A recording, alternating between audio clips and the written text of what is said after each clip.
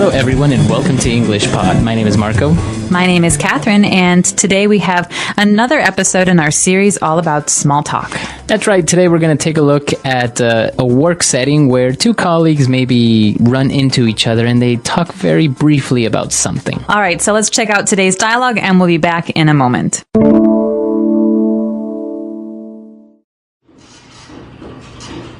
Hi, Michelle. Do you need to use the photocopier? Oh, hi, Jeremy. No, please, go ahead. So, how are you, Jeremy? I was talking to Linda about you only last week. Oh, I'm fine, thanks. I'm super busy with work, actually. Did you hear about the Lawson contract? No, tell me more. Well, I was discussing the contract with Bill, and he said that they met the head of Lawson's last week. And? And hopefully they're going to confirm the deal on Wednesday. Fingers crossed. That's great news, Jeremy. Congratulations. Anyway, I must get back, but give my regards to your wife, Monica. I will, Michelle. Speak to you soon. All right, we're back. So now let's take a look at some vocab on language takeaway. Language takeaway. So the first word for you guys today is photocopier. Now, this is something that's very common in offices. That's right. A photocopier, also known as a copy machine or just a copier. Yeah, this is something that you use to print on paper or to copy paper. So if I have a document, but I want another copy of it, I put it on this machine and it will copy it and print it out. That's right. So those are the ways that you know of this machine by this name, either photocopier, copy machine, or just copier. All right, but after that, we have a very interesting adjective. This is something that we use very often in spoken English. The phrase here, Marco, was I'm super busy, but what does it mean to say you're super something? That's right. So when we add the word super to an adjective, we mean that we're very, very, very busy. Super busy. All right, so I'm super hungry. That means you're very, very, very hungry. All right, or I'm super woman. Also, it means that you are very much a great woman. All right, like Superman is very good at going fast and doing things, and so he's super means great or exceptional. So in this case, I'm exceptionally busy. That's right. And moving on to the next line where Jeremy says that he was discussing the contract with Bill. So a contract, we know what this means. Yeah, what is this? So a contract is a document, and it's something that you have to have two or more groups for, or two or more parties. So Marco, between you and me, we could have a contract. It says that when we come to record, you will be respectful of me. That's right. And then we will both sign. So it's kind of an agreement between two, as you said, or more people, but you are promising to respect the contract and to do what the contract says. And if you don't do what the contract says, we have a special verb. We say you broke the contract. So to break a contract. That's right. Well, Jeremy was discussing the contract with Bill, and they said they met the head of Lawson's. Now, Lawson's is a company that we're just using for the dialogue, but what does it mean, the head of this company? Okay, well, if you think about the company as a body, the head is the top. And in this case, that would be the president or the manager or the leader. It's the most important person. Okay, so we can also use this in our offices. For example, the person in charge of marketing, the director of marketing, we also call him the head of marketing.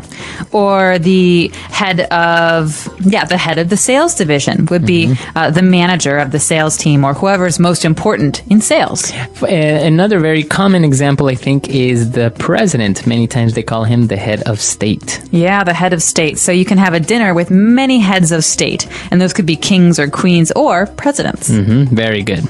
All right, so that's all the vocab for language takeaway. Why don't we take a short break and listen to the dialogue again?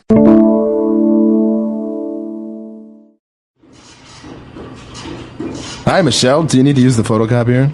Oh, hi, Jeremy. No, please, go ahead. So, how are you, Jeremy? I was talking to Linda about you only last week. Oh, I'm fine, thanks. I'm super busy with work, actually. Did you hear about the Lawson contract? No, tell me more. Well, I was discussing the contract with Bill, and he said that they met the head of Lawson's last week. And? And hopefully they're going to confirm the deal on Wednesday. Fingers crossed. That's great news, Jeremy. Congratulations. Anyway, I must get back, but give my regards to your wife, Monica. I will, Michelle. Speak to you soon. All right, we're back. So now let's take a look at Fluency Builder. Fluency Builder. So there's a great phrase here in Fluency Builder that we use when we're trying to be polite in English. Michelle says, "Oh, hi, Jeremy. Please go ahead."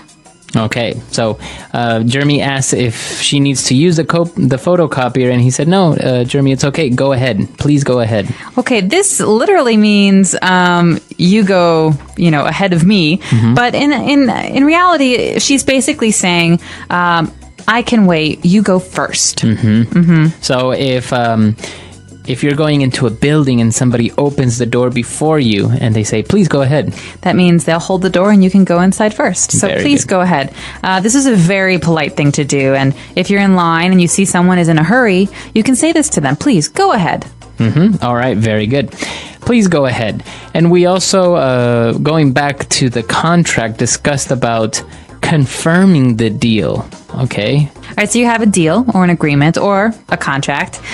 But the thing you do to make sure that you all agree is you confirm.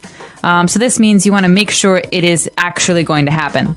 And you can actually confirm with many different things. Like you can confirm your tickets to go to Italy. Or can we confirm those holidays before I make my bookings? Because I want to go to Italy. Exactly.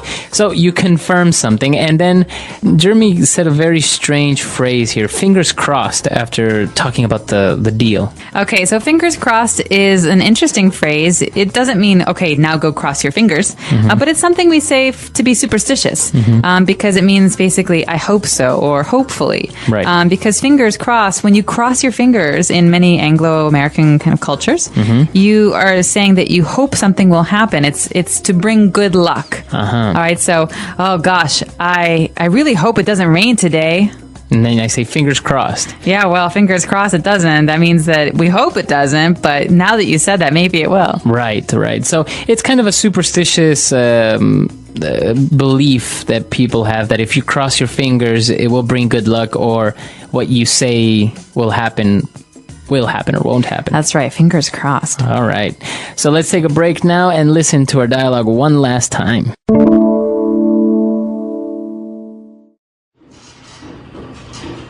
Hi, Michelle. Do you need to use the photocopier? Oh, hi, Jeremy. No, please, go ahead. So, how are you, Jeremy? I was talking to Linda about you only last week. Oh, I'm fine, thanks. I'm super busy with work, actually. Did you hear about the Lawson contract? No, tell me more. Well, I was discussing the contract with Bill, and he said that they met the head of Lawson's last week. And? And hopefully they're going to confirm the deal on Wednesday. Fingers crossed. That's great news, Jeremy. Congratulations. Anyway, I must get back, but give my regards to your wife, Monica. I will, Michelle. Speak to you soon. So this is a very common scenario in an office, in a normal office setting, where maybe you meet your friend in the kitchen or the water cooler, the photocopier, and you have very small, brief conversations. That's right. And you're often going to hear this called water cooler talk because you don't want to have a long conversation about something really deep at the water cooler, but you do want to talk about, basic things that you have in common, or work stuff, how's that paper coming along, or how's that I heard you had great sales last week. And so these are great short things you can talk about with your colleagues. Right. Very good. And as we say, it's some of the phrases and the vocab are key things that you can use to start up a small conversation, very brief, to talk about, small things with your colleagues. That's right. So we hope that you'll tune into our future lessons about small talk. Bye.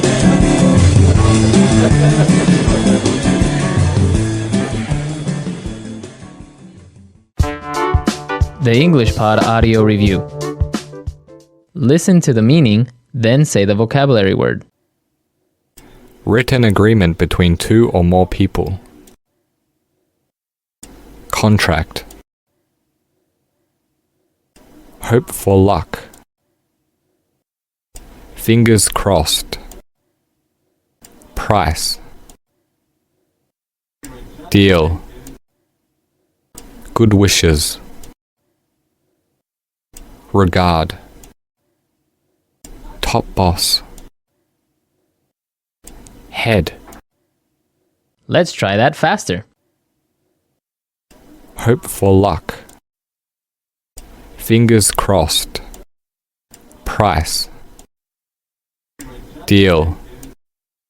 Written agreement between two or more people. Contract. Good wishes. Regard. Top boss. Head. Now say the word and hear it in a sentence. Fingers crossed. Fingers crossed that we win at poker tonight. Fingers crossed.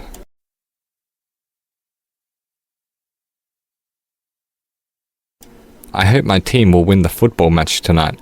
Fingers crossed. Fingers crossed.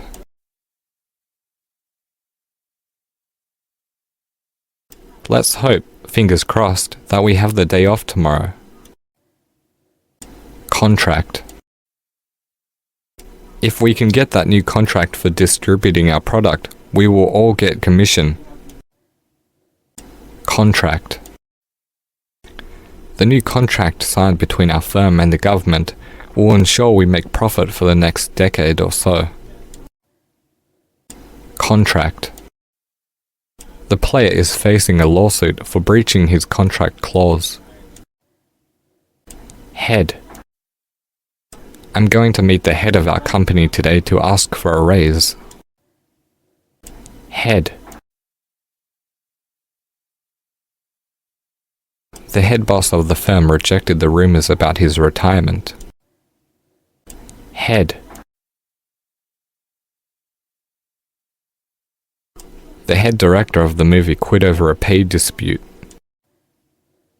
Deal.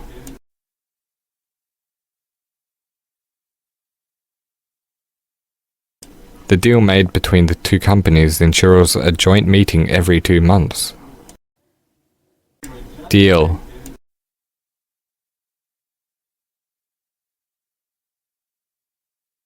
I made a deal with my parents that I get paid every time I do the washing. Deal.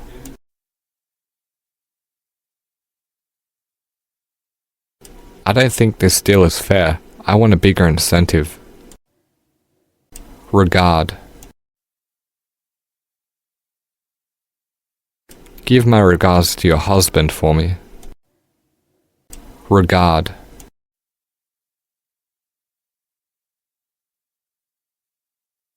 I'm sorry to hear of your loss. My regards go to you and your family. Regard.